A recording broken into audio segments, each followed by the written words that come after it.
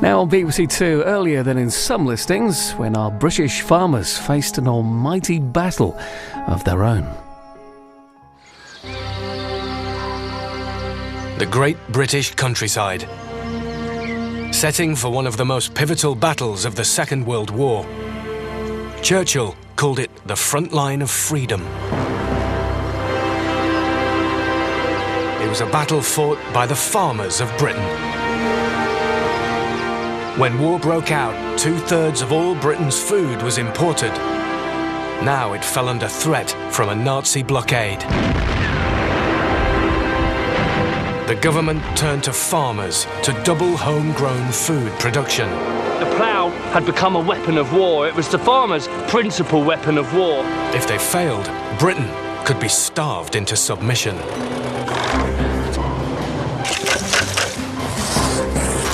Now archaeologists Alex Langlands and Peter Ginn and historian Ruth Goodman are turning the clock back to the 1940s. Over the next year, they're running Manor Farm in Hampshire, as it would have been during the Second World War. Yes. This time, the team approached 1940, when Britain's cities were bombed by the Nazis in the Blitz. They'll experience how the countryside defended and protected the cities. One at 8,000 Spitfire. Revived old crafts to prepare for the biggest evacuation in history. Peter, what are you doing? Drop and cut. Come on, keep up with the claims. And celebrate the first Christmas on ration. Put it all to the back of your mind and have what fun while you can. The King. This is the untold story of the countryside at war.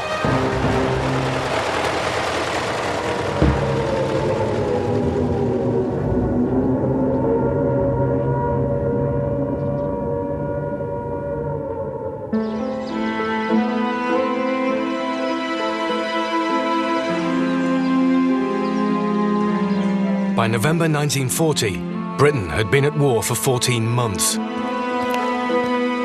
Under the watchful eye of war agricultural executive committees, farmers had grown over 2 million extra acres of crops in a drive to double homegrown food production.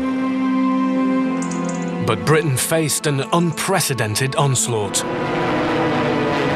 In the summer of 1940, the Battle of Britain saw the German Air Force attempt to destroy the RAF in preparation for a full invasion.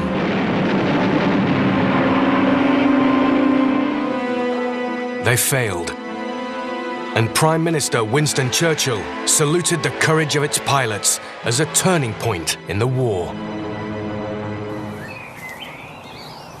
The gratitude of every home in our island goes out to the British airmen who, undaunted by odds, unwearied in their constant challenge and mortal danger, are turning the tide of the World War by their prowess and by their devotion.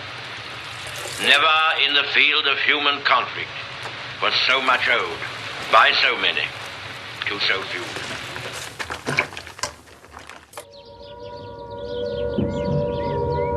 But the bombing of Britain's cities and ports would continue.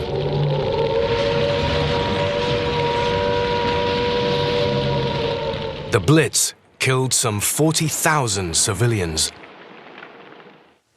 That first wave of bombing was aimed not just at London, but also at the port towns along the south coast. Portsmouth and Southampton came in for a hammering, night after night after night. And there was no underground to shelter in if you were in Southampton. Huge numbers of the population actually slept in the fields. Aerial bombardment was a terrifying concept, endangering civilians in Britain's cities as never before. So over 3 million women and children were moved to the safety of the countryside. The largest evacuation of people in Britain's history. Farms, with their many outbuildings, were expected to accommodate as many people as possible. Yeah, it's not the best candidate, is it? And that thing there is just too big to even consider heating. Alex and Peter are checking Manor Farm's barns for potential places to accommodate evacuees. This is another candidate. Yeah. There are a few holes on that roof, though. Oh, yeah. It's actually quite significant, really. There's 1, 2, 3, 4. There's 4 holes on this side. To make room for evacuees here, they must make urgent repairs to the roofs of the barns. We just haven't got anywhere near enough beds if we've got all these people coming. So I'm just going to have to knock something up quick. They're going to have to be pretty crude. With imports restricted and factories switching production to weapons, in 1940 everything was in short supply, including furniture. Word was, all these townspeople were on their way. They had nowhere else to go. They were being bombed out of their own homes. And the country suddenly had to absorb huge numbers of extra people. So how'd you do it? You know, where'd you find the facilities? Where'd you find the beds? Where'd you find the bedding? Where'd you find the food? Where'd you find the pots and pans? And it all had to be done so fast. Up and down the countryside, villagers of all sorts were busily gathering together everything they could to accommodate this influx of really rather desperate people.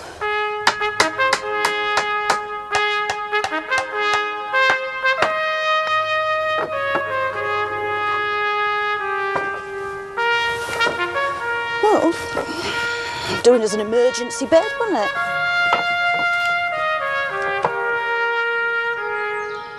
it? Building materials too were in short supply. Bombing destroyed thousands of factories and houses, all of which needed to be repaired. Brick and tile factories couldn't keep up with demand, so people in the countryside revived old crafts to produce them. Good afternoon, gentlemen. Afternoon, lads. Right. How are you? So nice if you come ready for work.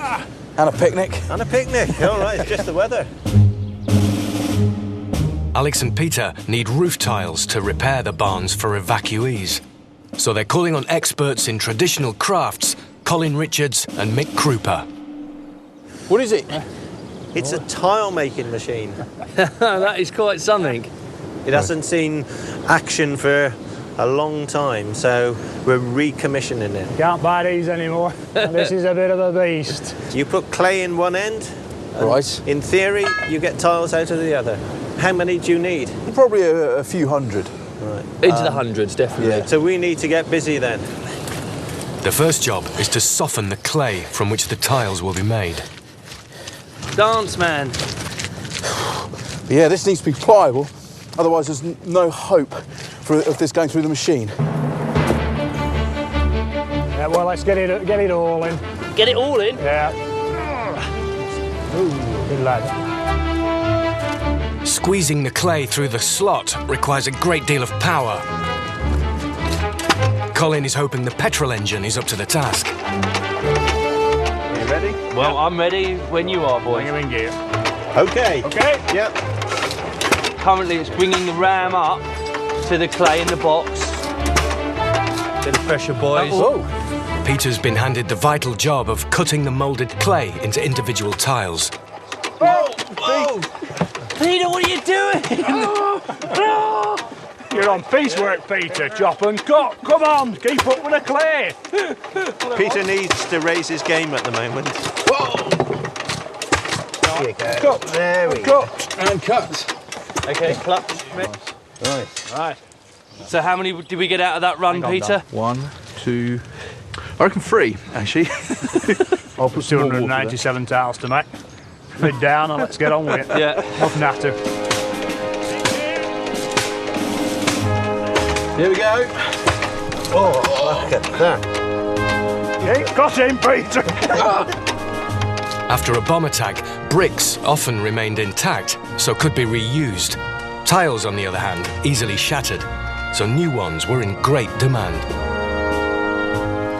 The war distorted everything, you know, with the damage in the big cities. The brickworks and the tile works were working overtime and there wasn't any spare capacity And it was a case of make, do and mend, going back to basics. Right. And if you had the knowledge and the skill to make tiles, this is what you do. Few had produced tiles this way since before the First World War.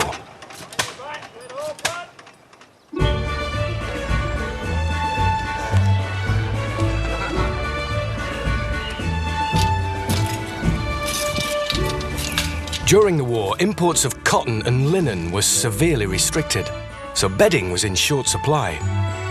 Ruth's following government advice and recycling old fabric to make patchwork quilts for the evacuees. I've been making these little pockets, like every now and again when I've got a little bit of time. I've been making these little pockets. I just run them up on the machine and then stuff them full of feathers. The bags are made from scraps of material known as ticking. Ticking is just a really, really tightly woven cotton. It has to be tightly woven, otherwise the feathers work their way out, you see, because look, the end of a feather is really quite pointy, and on ordinary fabric, if it was just like, say, apron fabric, you can push it straight through there. So that would be really uncomfortable, and gradually the feathers would work their way out. So old mattress covers, old pillows, they all are covered in ticking. Great for making quilts. So then, I've got my thimble and my needle, I just sew each bag up. And this is sort of part of this British patchwork tradition. The idea of making, you know, stuffed pockets, great, huge, fat, stuffed, crude pockets, which I'm going to sew together into something, well, I think perhaps to a modern eye it would look more like a duvet than anything else. But this is about warmth. It's amazing how quick it grows. Across 5.5 bricks, and then everything's square to start off with. To harden the tiles, they must be fired in a kiln. But with no access to industrial kilns, during the war, temporary ones were built, using whatever materials were to hand. Have we got many more to go? No, this is the last layer. What sort of temperature are we looking for here? We're going to need to get up to about 900. 900 degrees? Yeah. That's going to be really difficult, though, isn't it? It is in these conditions. There's, you know, quite a challenge ahead of us, really. In these freezing November conditions, maintaining a constant temperature of 900 degrees requires some clever engineering. We've got to create 4 little chimneys because we need to get the heat all the way round the perimeter of the kiln. And as we move from one corner to another, we can suck the heat across the stack. So the heat is drawn to these 4 corners then. Tease up, guys. That's very kind, thank you. You got to the stage now, your kiln's basically complete, but everything's very, very damp. And we need to dry that out slowly over a couple of hours, because if we drive the heat up too quickly, it's just going to burst them tiles. The kiln must burn for 2 days and 2 nights. This will require over a ton of firewood, gathered from the forest. To help them cut it up, Alex and Peter have dusted off the farm's 1940s power saw. It looks extremely dangerous, Peter. Yeah. Yeah, what is it, the Avon power saw. Have you ever heard of Avon power tools? No, no. It's not that company that went into prosthetic limbs, is it? I hate starting these things. Nearly.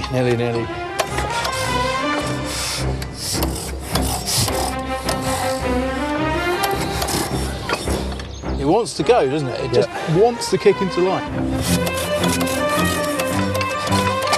Yes! Yes! Can you use it now? 1, 2, 3. Are you ready? Into gear.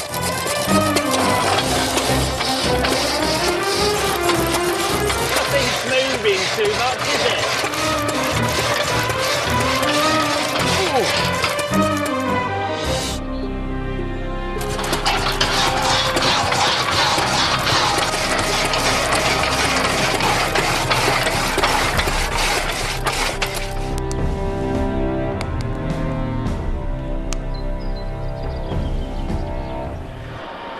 Ruth's make, do and mend quilts for the evacuees are taking shape. So this 4 When I've done them together there, we'll fit into that gap. To be honest, I'm having to resist making it overly pretty. There is a sort of temptation to slow down and start doing beautiful things and make it look gorgeous. I mean, even a couple of stitches made in a, in a little pattern here, and you'd start to not only hold the feathers in place, but it'd, improve the look enormously. Is it nice and warm under there, Henry?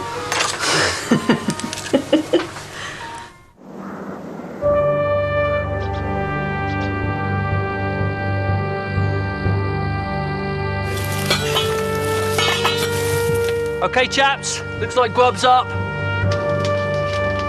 It wasn't just women and children who were relocated to the countryside during the war.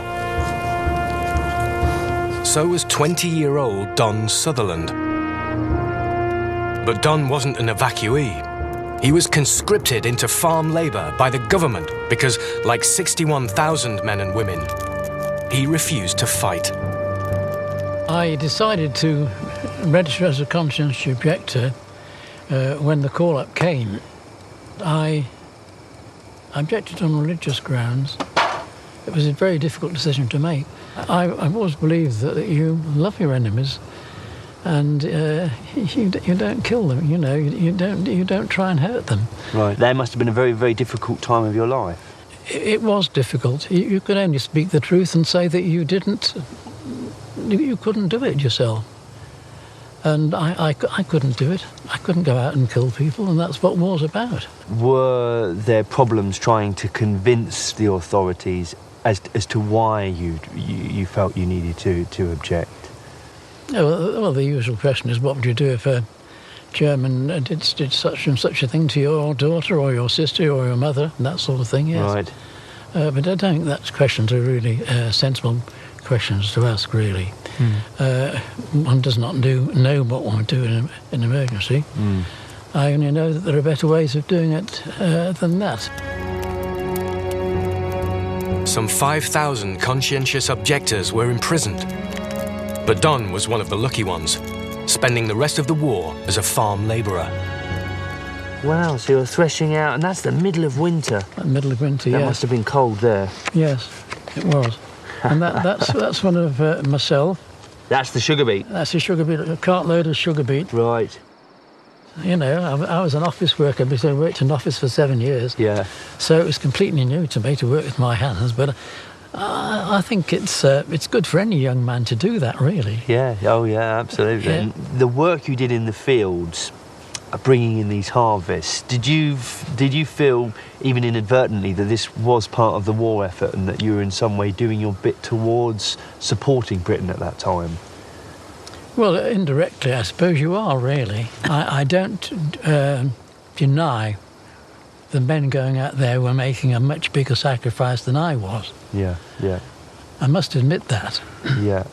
But it's what they're having to do that I disagreed with, you see. Yeah, yeah. It was always accepting that you fight, and that's it. Yeah, of course. Without realising what war's like.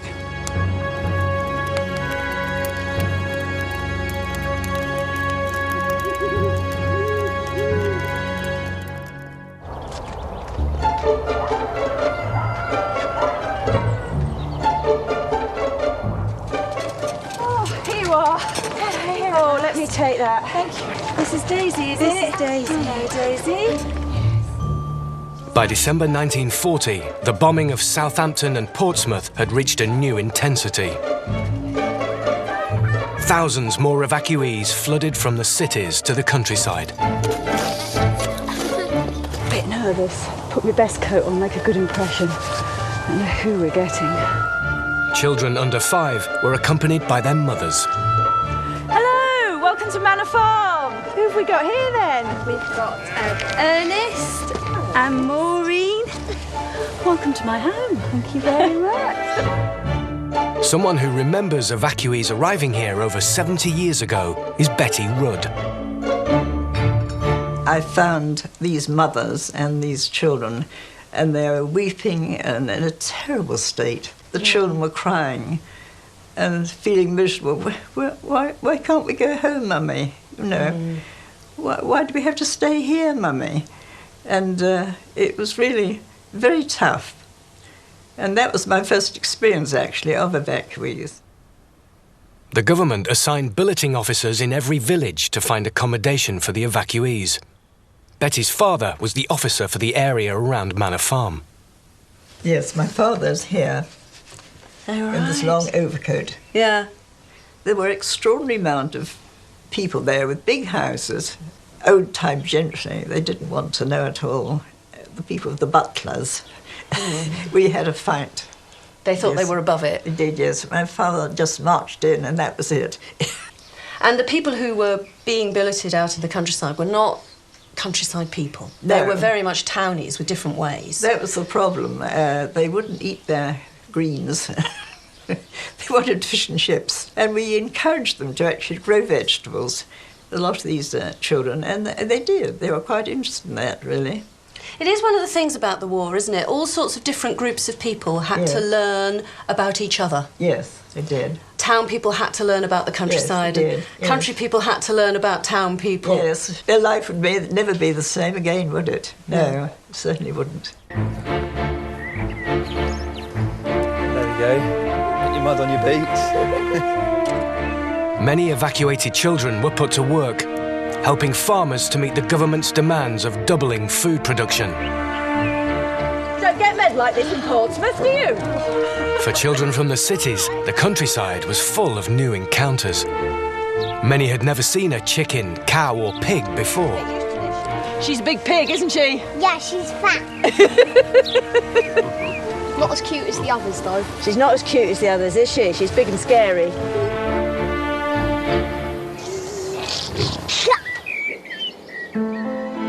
To make room for more evacuees, the boys are making roof tiles to repair outbuildings. They've been firing for 24 hours, but the windy conditions are causing unexpected problems. We had sort of gale force winds. We've tried to slow it down, but what's happened is we've almost got a blast furnace. All that heat has expanded the kiln, and so we've needed to restrain it. Otherwise, it would have collapsed, and we'd have lost all that effort, we'd have broken our tiles, and it would have been disaster. Well, I suppose at the moment the flames aren't coming up anymore, so we need to get some more wood on the fire. It's died down a little bit, and you need to keep that heat going through. You can't afford to let this temperature drop when we get to these critical stages. Get some of these right to the back of the furnace. It's almost like a sleeping dragon, and as soon as you stoke it up, then, you know, the fire leaps out of the kiln. Tending kilns in all conditions, night and day, is tough work. But Collins heard stories of how tile makers made the job a little bit more bearable.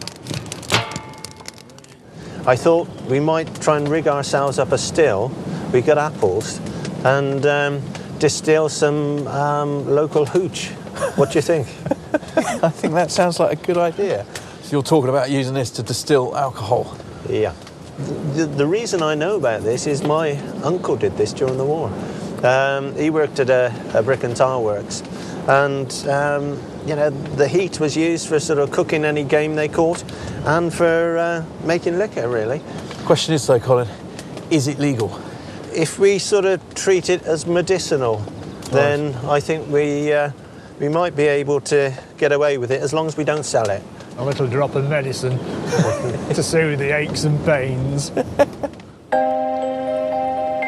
Alcohol has a lower boiling point than water.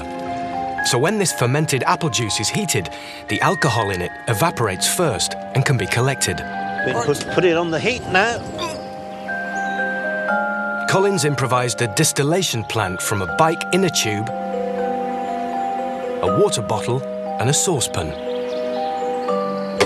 So we fixed that to that. That's worked well. Because we're joining metal to metal, the inner tube acts like a gasket. What we're going to do now is use the heat from the kiln to slowly sort of boil the mash that's in there. And with the water bottle, that's going to act as our first condensing chamber. And then the alcohol should come down the pipe. And because it's so cold, this should condense out so that what we get in here, the drips, is going to be our distilled alcohol. I know Peter's got his tongue hanging out at the moment. Well, it's already conversation in that bottle.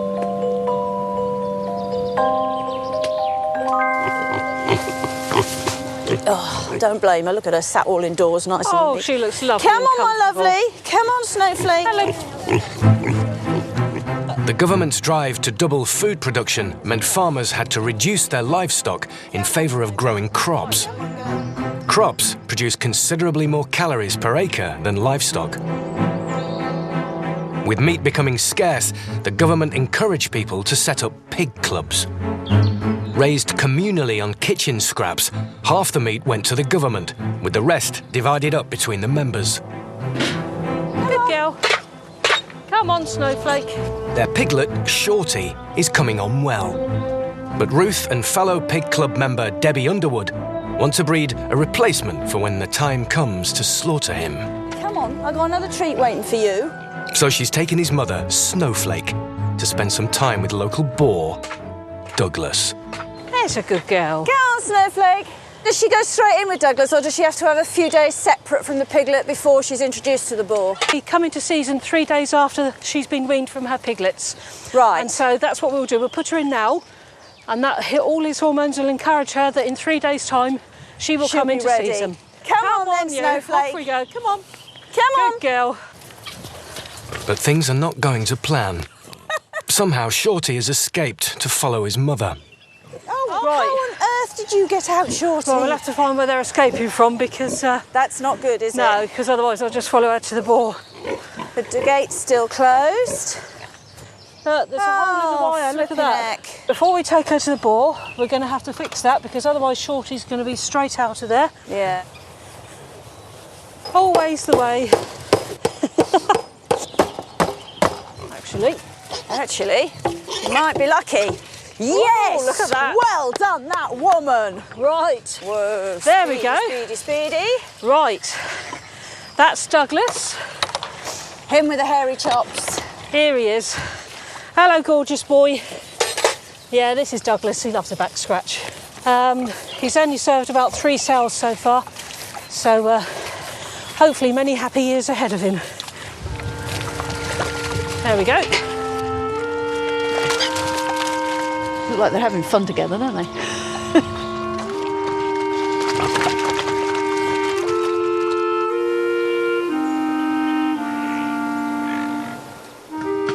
It's the final night tending the tile kiln, and the homemade still has produced a tonic to help the team cope with the cold.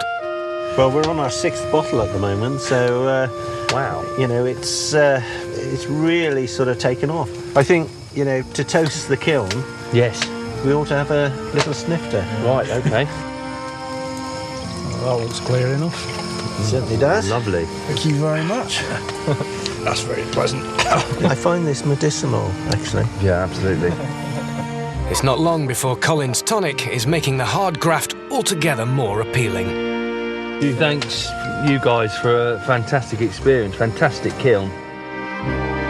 They must endure just one more freezing night tending the tiles at the kiln. To the kiln! To the kiln! Whoa.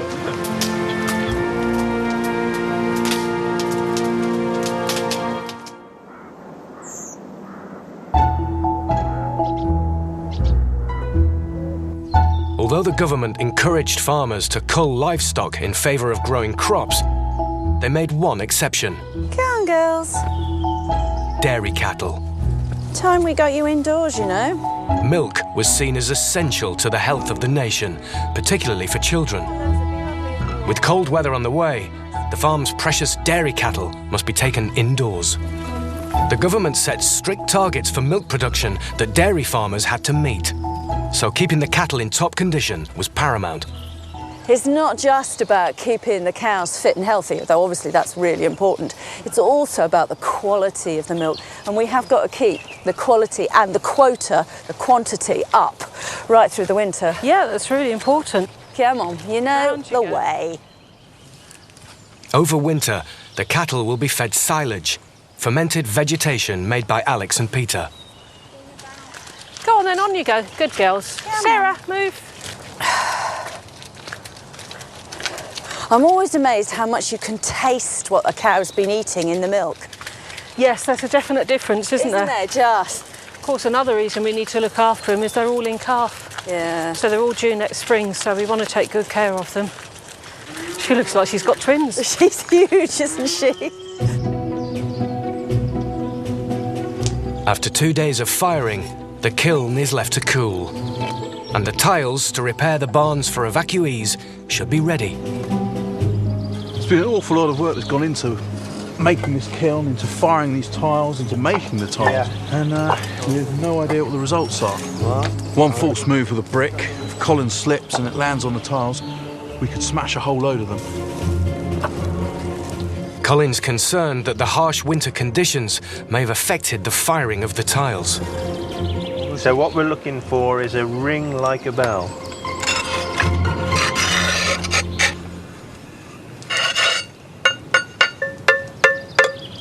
Sounds like magic.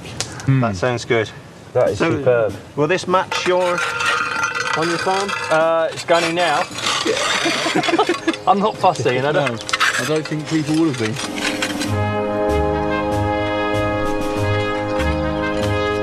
That's a good bunch of tiles, is that? And all homemade.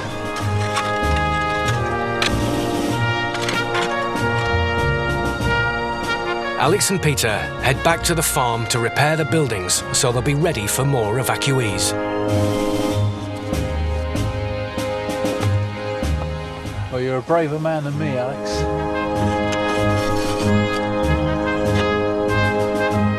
These new tiles certainly look the part. I think we'll probably use the best part of 20, 30 on this side of the building. Leaves us with a couple of hundred for some of the major farm buildings.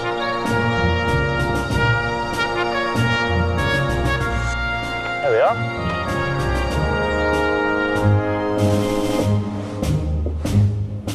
With the roof repaired, Alex and Peter furnish the building with Ruth's beds and quilts.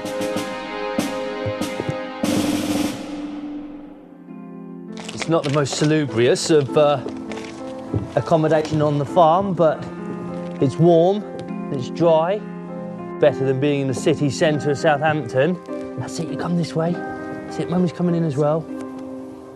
Most had no idea when they would ever return home. How's that then? Is that nice and comfy?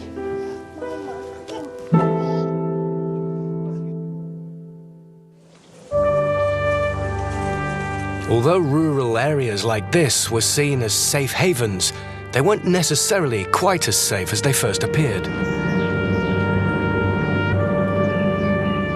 There was a top-secret operation to lure enemy bombers away from the cities and into the countryside, codenamed Operation Starfish. Well, I think this is the remnants of the command post of Starfish, or at least the Starfish in this area.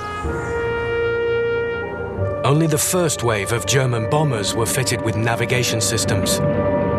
They dropped firebombs on the target, lighting the way for the heavy bombers. But by lighting decoy fires in the countryside, the bombers could be led off target. Very, very thick concrete, reinforced.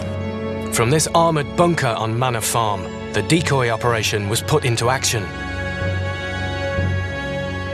So that's the itch in there, isn't it, with all the sort of industrial zones of Southampton. Yeah. The place that the German bombers really want to target. Yeah, now if you go a little bit further east, you've got a similar bend in the river. So in the landscape, it looks almost identical, yet other bombers are going to be drawn to that site. And instead of raining their bombs down on a city centre, on people and on industrial heartlands, they're actually raining their bombs down on fields. OK, and what have we got there? Manor Farm. Here, decoy fires would have been ignited once the incendiary fires in Southampton were under control. But this wasn't the only way the countryside helped protect cities from German bombers. So this is the Royal Observer Corps? That's right, yes, and we're part of the Royal Air Force, and we provide the overland observation service for them because their radar only looks out to sea. Neville Cullingford served in the Royal Observers. The table you see here, the map, this is a small segment of the main map on the control table at Winchester. So that's our little piece of the Basically what's within visual range of us. So you see the young women with their long sticks and the boards and they're pushing things around on a board. We're providing the information for those girls. That's right. She will be putting your plots on the table that we've observed from here. A huge network of civilian volunteers operated like a human radar, 24 hours a day, tracking enemy aircraft. In the countryside, this job often fell to farmers. You actually had to have somebody out here on duty, out in the open. If it was pouring with rain. Basically standing in a field all night, isn't it? Standing in the field all night. We did have quite a sad number of the older men who actually died of pneumonia because Really? Just got so cold. You really felt you were doing your bit if you were stood out here. That's right. And seeing the planes go over, doing something about it. That's right. And the ones that the RAF weren't able to shoot down were hopefully decoyed by the local starfish site so that they actually drop their bombs in, you know, on a poor farmer's field or on his farm, rather as opposed than to on a city. whole load of people.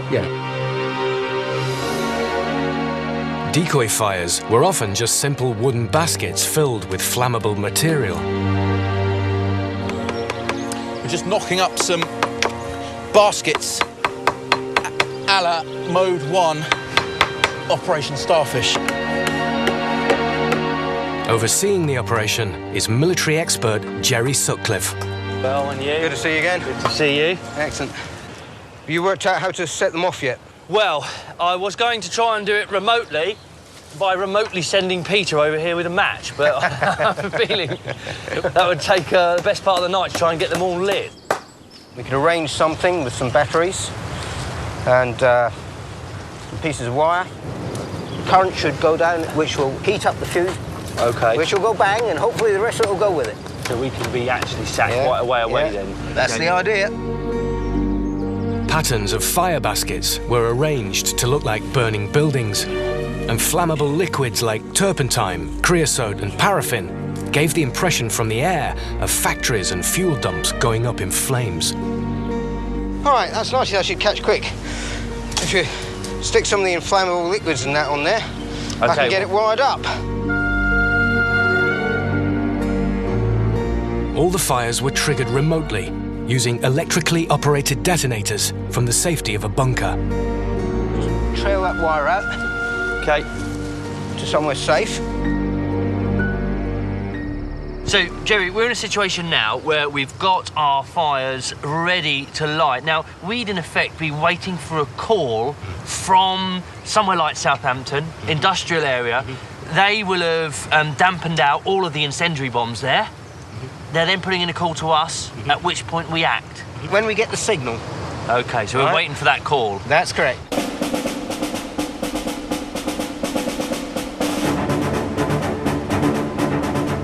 Neville's teaching Ruth how the Royal Observers tracked and identified aircraft.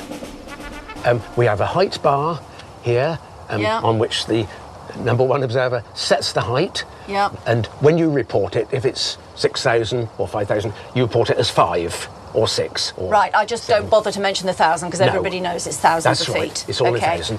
All #1 does is to sight the aircraft and follow it round. And when he says on, that means that wherever the square is, that's the report you give. Right, in that's this case is 8168. Direction? Direction. It's which direction he's going. Ah. Yes. Okay, so he's heading say north. One at whatever I tell you. And then she acknowledges it by saying thank you. It's time to put it all into practice. On. Able 4. Able 4. 8365. Heading north. 1 at 8,000. Spitfire. Thank you. At the bunker, Operation Starfish is about to spring into action. Are we going together here? Yep. Go.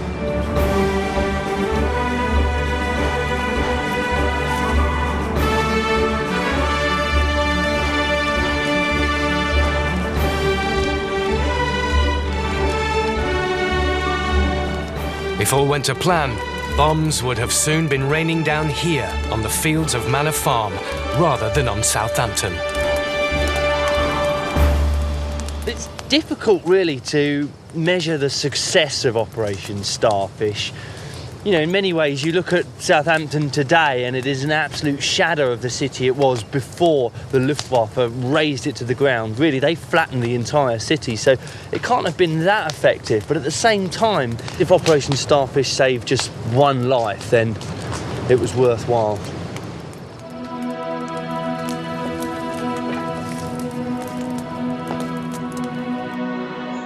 By December 1940, despite the valiant efforts of the Royal Observer Corps and Operation Starfish, across Britain, 24,000 civilians had been killed in the Blitz. Hundreds of thousands had been made homeless, and millions were displaced. Yet the nation was determined to celebrate Christmas.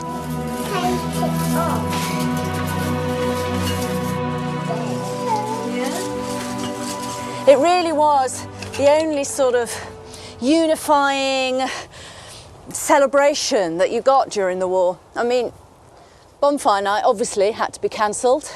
Blackout, makes sense. Easter, well, with no chocolate, that was a bit of a damp squib. Christmas was the one big community-wide celebration of the year. And that means that shortages or no shortages, I've somehow got to pull it all together and create something that people recognise as the sort of Christmases they were used to.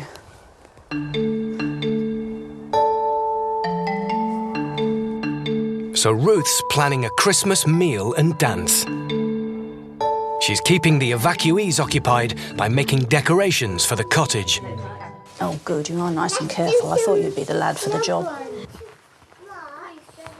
So many town children who are, you know, trying to get used to country living for the first time in their lives. You also get the fact that many of the hosts out in the countryside were trying to get used to children. Not just town children, but any children. There was no sort of rhyme or reason, really, to the billeting. And people who were lifelong bachelors suddenly found themselves with a house full of kids. So good job I know some things, how to keep you lot occupied, isn't it? That's looking nice, I like this. Alex is also preparing for Christmas. With factories working overtime on the war effort, toys were in very short supply. The government came to the rescue with advice on how to make your own. I've got a pamphlet here. This is called Improvised Toys for Nurseries and Refugee Camps. These are the sort of toys that would put a smile on my face today. Here we've got a little horse you can ride on, and a rocking horse, and it gives you all the patterns. And here, these are from cotton reels. This little man here is made entirely out of cotton reels. And I like that one, that's a dragon. Taking inspiration from the pamphlet, Alex is making a Spitfire out of old tin cans. I've already made the prop. This is the propeller. I've got an old roofing nail there, which I'm going to somehow fix in there, so that spins. But I'm just hoping that, you know, these toys bring a bit of light relief during our wartime Christmas celebrations. And there's actually a lovely line in here which says, some children may have passed through such horrors or be so weakened by illness or malnutrition that they have temporarily lost the creative art of play. A toy which they may carry with them always may do far more than we might imagine to restore the health and confidence and peace of mind to a child.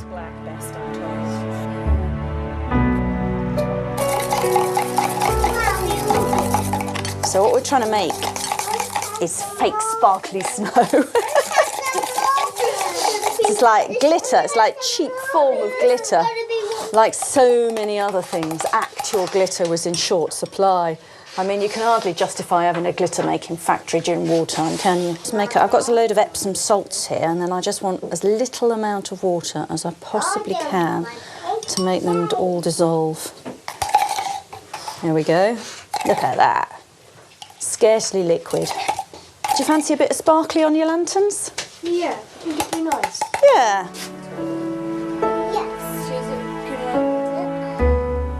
It's going to need some guns if it's going to shoot the Luftwaffe down. So we'll put a little nail in there.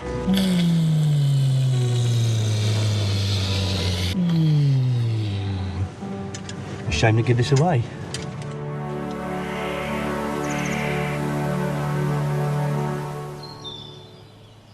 By December 1940, nearly 4 million tons of merchant shipping, including desperately needed food, had been lost to German U-boats.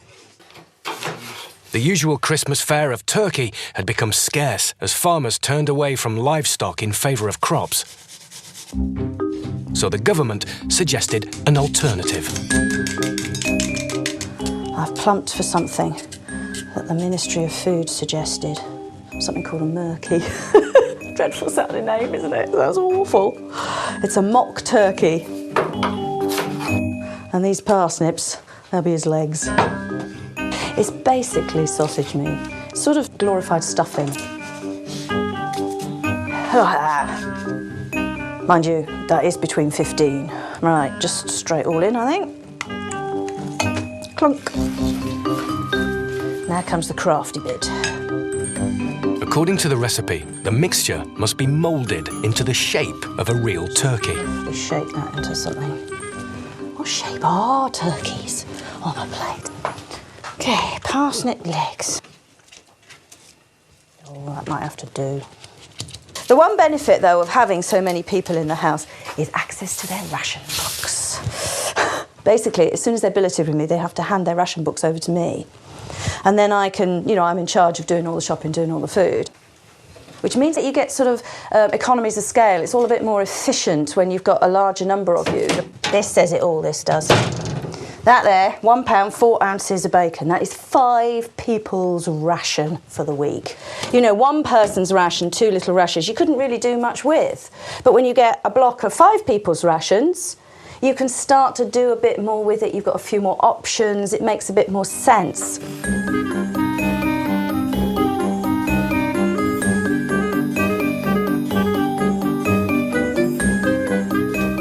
There he goes, 1 mock turkey.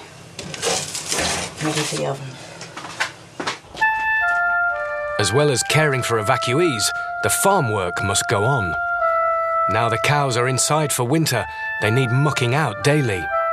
It's just a sort of job that would have been undertaken by conscientious objectors. This way? And as usual, the government had some advice. Right, well, as it says in the leaflet here, dung must not be wasted, chaps.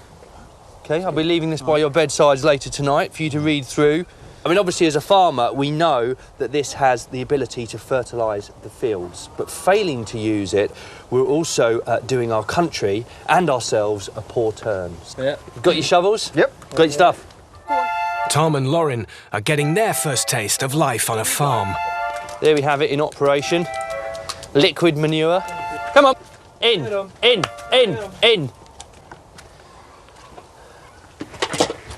So coming from the city, Lauren, is this something you're used to? No. No? Once you forget what it is you're standing in, yeah, it's actually not so bad. Yeah, the great thing about farmyard smells is the longer you spend with them, the less you notice them. And once this had been the mainstay of all fertilising on farms. But it had been superseded, really, by artificial fertilisers, which it was just sort of cheaper to buy in. But many of the fertilisers, things like potash, for example, had come from places like Germany. So to make up for that shortfall, the government were advising farmers to turn back to this natural manure. There's a nice lot of urine in there as well. So a nice lot of ammonia, which again is another really good part of the whole fertilising process. It's all for the war effort, though. That's what you have to keep reminding yourself with every shovelful.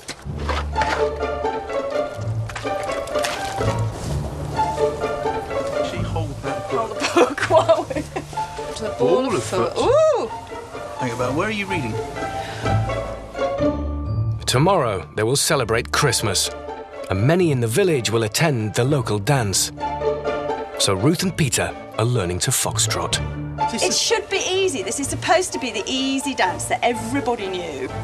It's not quite the pogo, is it? It's not quite. Dancer Lisa McLean has come along to teach Ruth and Peter the steps. Help. Hi. Hello. We really need your help. Well, we've been trying to learn the foxtrot. We got the book, and we've been.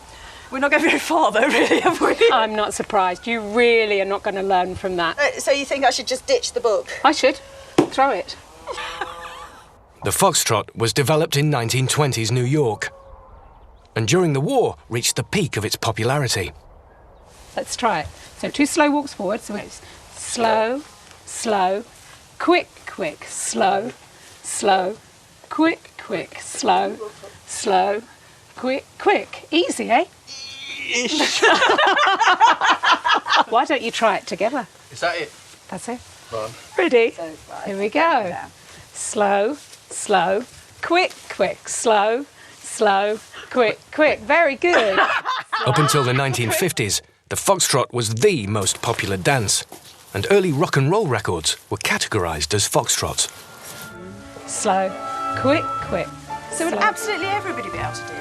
Everybody would have known this dance. It was a really social thing to do. It's quite chatty, though. You can actually chat while you're dancing, can't you? You're not leading. Slow, slow, quick, quick, slow. Oh, you're turning the wrong way now. Oh, no! Disaster has struck.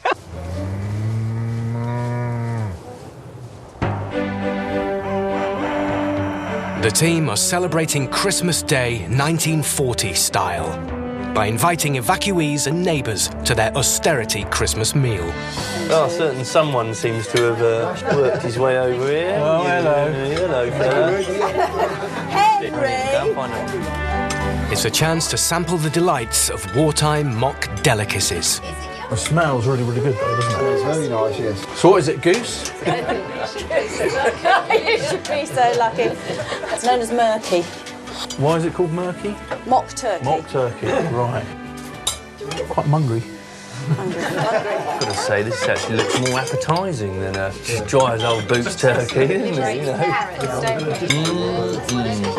Anybody interested in a parsnip leg? Well, half a leg. You'll have a half a leg. What do you all think of the murky? Is it edible? Very good, Ruth. Very good. You've done a marvellous job. Nice and juicy. Stuffing is the favourite part of my Christmas dinner, so that is my favourite Christmas dinner. Here we go, Henry.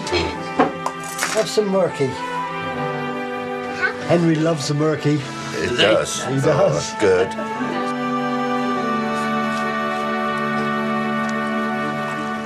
I think that brings us round to present time, doesn't it? That's for gobbling down your mince pie. There we go. Happy Christmas, Finn. Ryan as well. Stick around from you. Oh, is it a Spitfire? It's meant to be. It is a Spitfire. Tractor. There's a special present for you, Ruth. Oh, my goodness. Magazines often included instructions for homemade gifts. Oh, a hat! Oh, gosh, that's fantastic! A little tilt hat for you, Ruth. On the front, like Yeah, that? that's it, on the side. On the side? That's it.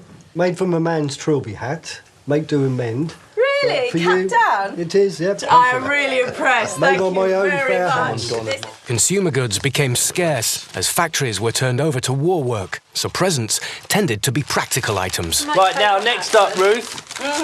No prizes for guessing. Go on, unwrap it. See what it is. Oh, I can't imagine what this is! To Alex. Thank you all. I'm going to be here. Sorry, maybe I've got an aeroplane as well. Very fragrant. So, are you trying to tell me something, guys?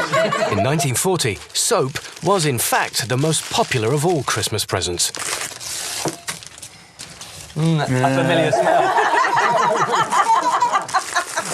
Happy Christmas to everybody, and let's hope we're all here for the next one. After lunch, everyone heads to the village dance hall.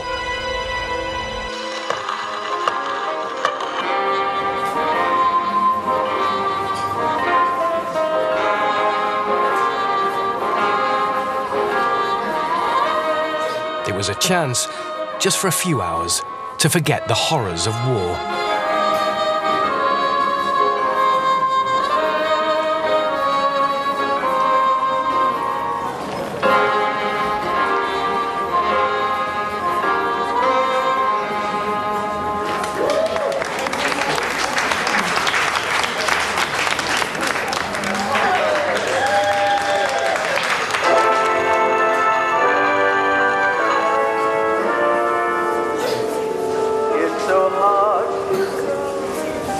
It's wonderful, isn't it? I mean, you know, all that pressure, bombers overhead, people being blitzed out of their homes, you know, the war really coming home.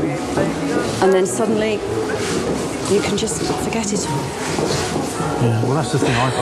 There's no way I can imagine the stress that everyone was under during the war, but I can see how this would have been such a release. Yes, you can, can't you? I mean, people are losing their loved ones by this point.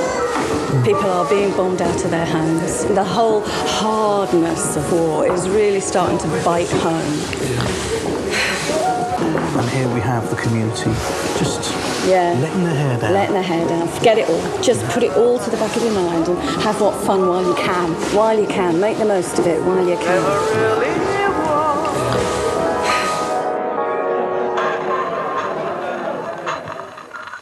Ladies and gentlemen, the King. The King. The King. And to absent friends.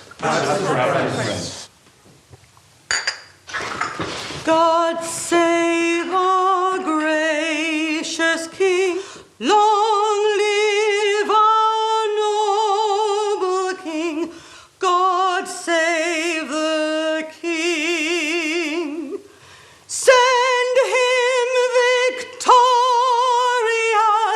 happy and glorious, long to reign over us. God save the King. Hear, hear. Hear, hear.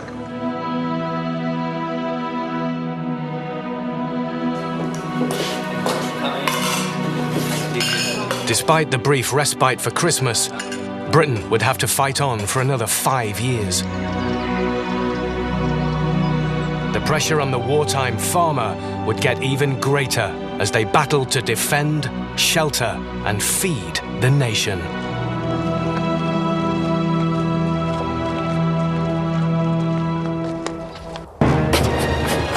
Next time, the team faced the conditions of 1941, when the Nazis engulfed Europe and demands on farmers increased. The farm gets a government inspection. Kind of like the iron fist in the velvet glove. Production steps up. I am an absolute bag of bones! And in the darkness of war, there's new life on the wartime farm.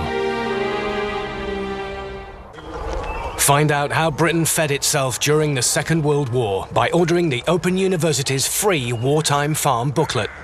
Call 0845 366 0257 or go to bbc.co.uk/wartimefarm and follow the links to the Open University.